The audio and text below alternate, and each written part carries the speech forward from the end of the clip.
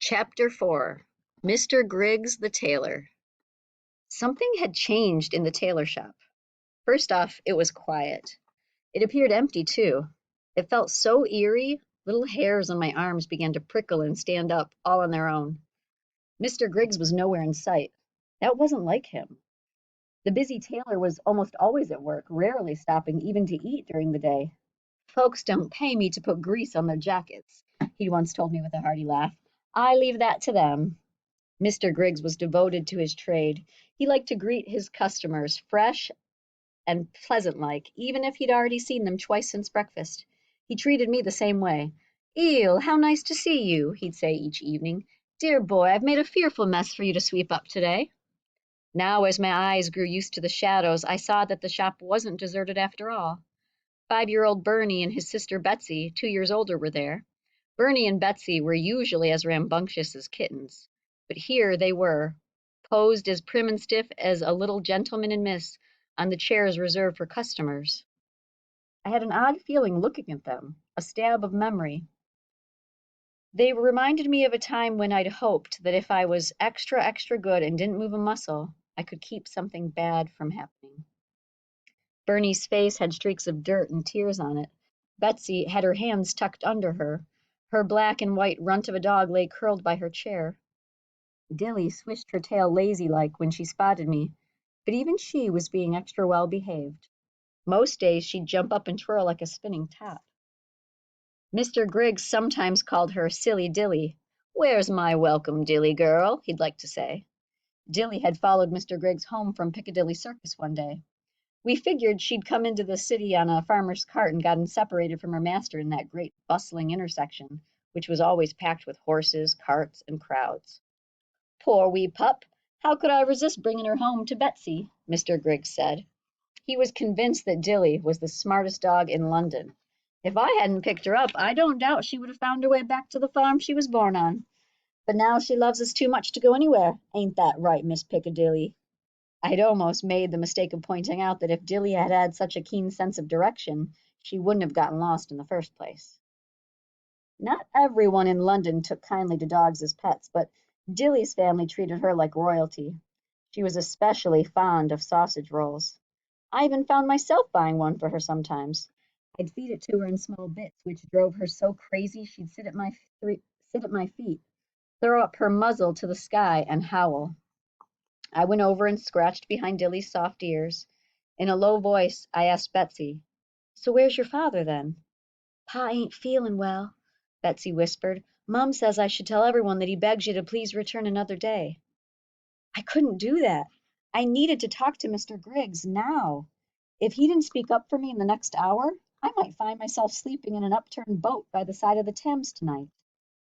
I stared at the children, unsure what to do. Tears pooled up in Bernie's eyes and ran down his cheeks.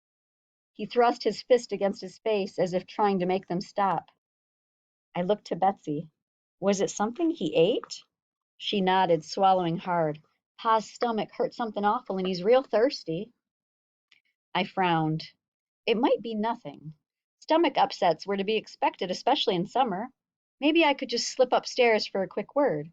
Mr. Griggs might be well enough to jot a brief note to Mr. John on my behalf. "Well, I'll just go up and poke my head in at the door. Your mom might need me to fetch something from the costermonger." Fishing into my pocket, I drew out 2 halfpenny coins, almost all the money I had left.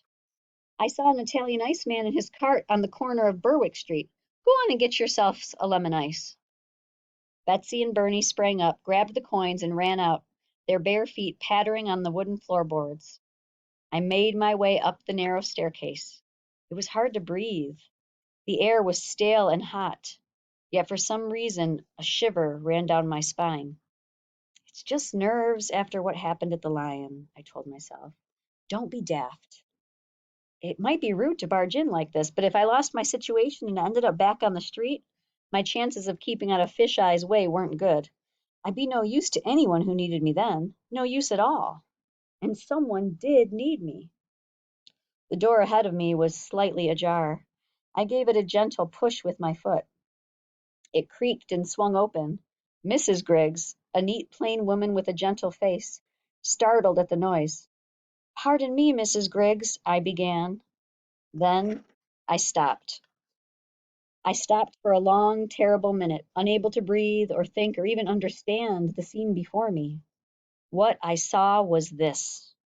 Mr. Griggs lay in a corner of the small room, resting on a pile of sheets. Well, I don't suppose you could call it resting. Far from it, for in truth he looked to be in pure agony. I'm sure my mouth was wide open in shock. I thought to close it, and just as I did, Mr. Griggs clutched his belly and started to writhe back and forth, something awful. His blond hair looked almost black with sweat. Then there were the sounds he made. From deep in his throat came small, horrible cries of pain. There was a chamber pot nearby and some extra buckets, but I don't think he'd had the strength to use them. The sheets under the tailor were covered with what looked like water.